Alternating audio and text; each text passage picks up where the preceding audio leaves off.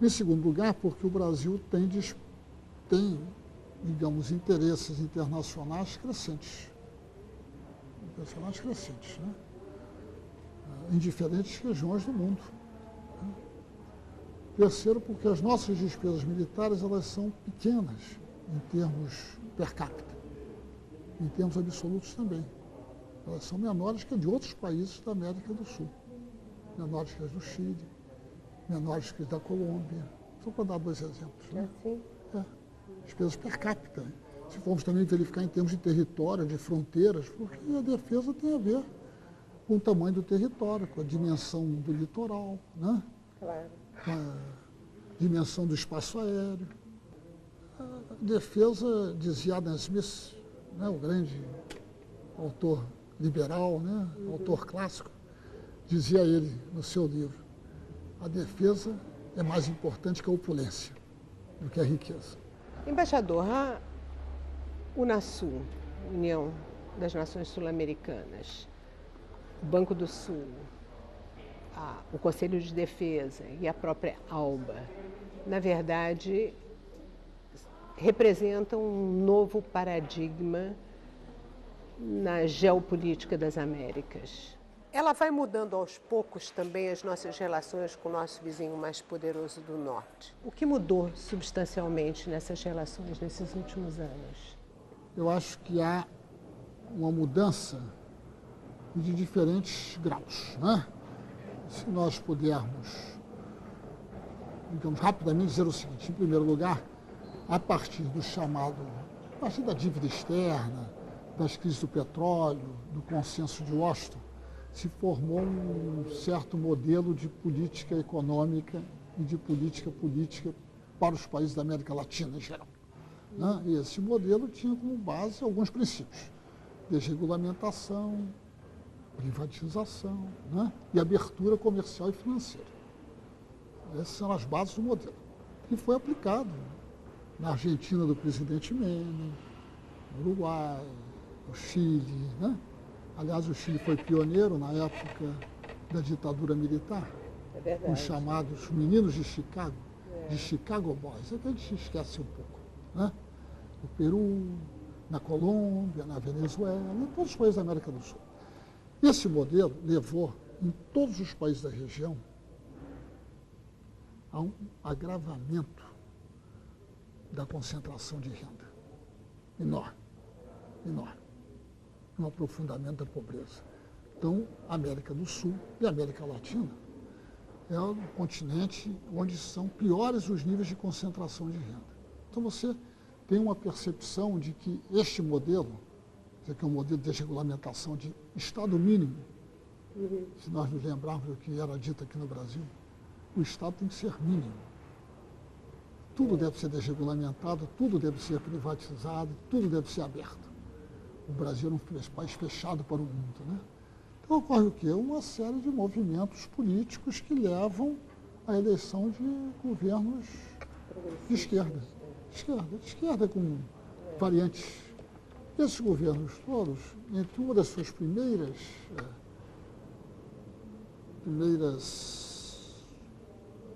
iniciativas, é, digamos, de criar programas sociais, de redução das tensões sociais, a outra de recuperar a função do Estado.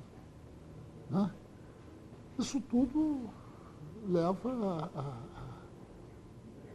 à recuperação do controle sobre os seus recursos naturais, principalmente aqueles países que são muito dependentes dos recursos naturais, como é o caso da Bolívia, como é o caso do Peru e outros países. Né? Seja como for, nós temos diante de nós hoje um quadro de polarização crescente, né? Sobretudo em função da reação da Venezuela e do Equador, a questão das 7 novas bases militares na Colômbia e a questão do golpe de Honduras. Os Estados Unidos tiveram uma posição meio dúbia em relação a isso. Essa polarização desse momento, como é que o senhor está vendo na América Latina agora? Como é que o senhor analisa essa polarização? Retornando um pouco à pergunta anterior, eu acho que a ação brasileira na América do Sul, principalmente, e mais recentemente, com mais intensidade, na América Central e Caribe, tem contribuído para fortalecer uma posição sul-americana, uma identidade sul-americana mais forte. A criação da Unasul, do Conselho de Defesa da Unasul, mesmo.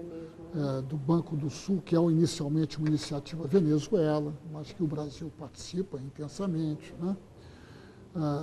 Eu acho que são o Conselho de Defesa da América do Sul. Eu acho que são todas iniciativas que têm contribuído para fortalecer um sentimento de identidade maior sul-americana.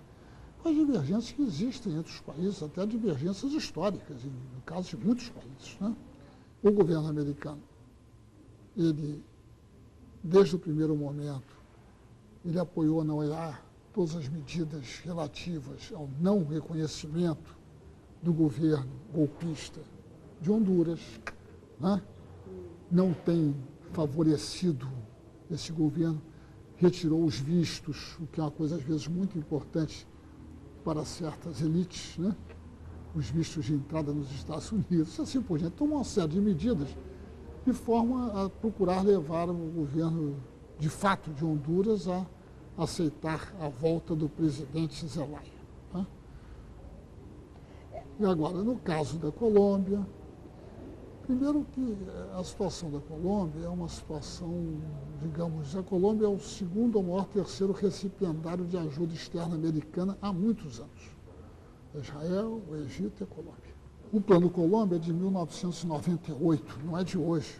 O Plano Colômbia é um plano antigo, em que a Colômbia vinha recebendo cerca de 500 milhões de dólares por ano num programa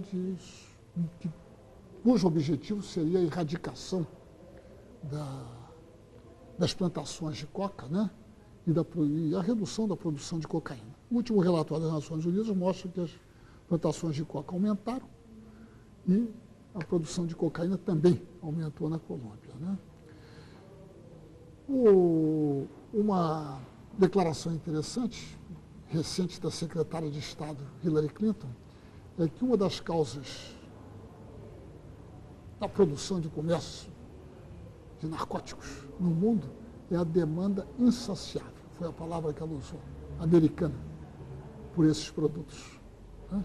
Que é um reconhecimento importante, porque antes a posição americana era de combater a produção, tentar combater a produção e o tráfico, mas de não reconhecer o papel da demanda, né? Enfim, então esse é o programa, o Plano Colômbia é um programa antigo, depois houve o Plano Patriota, que é um plano meio paralelo, né? A partir de 2004.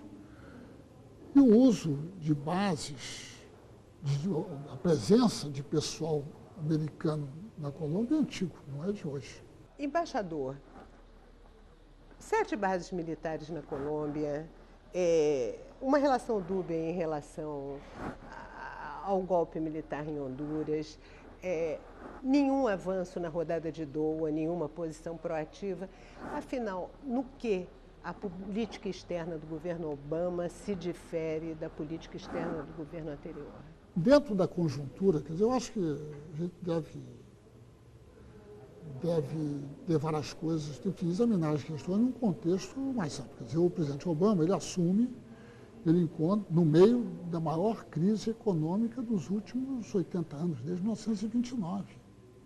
Uma crise extraordinária, né? No último mês foram mais de 260 mil desempregados nos Estados Unidos. O nível de desemprego já atingiu cerca quase 10%. Tão pior do que nós. Uma situação muito pior, né?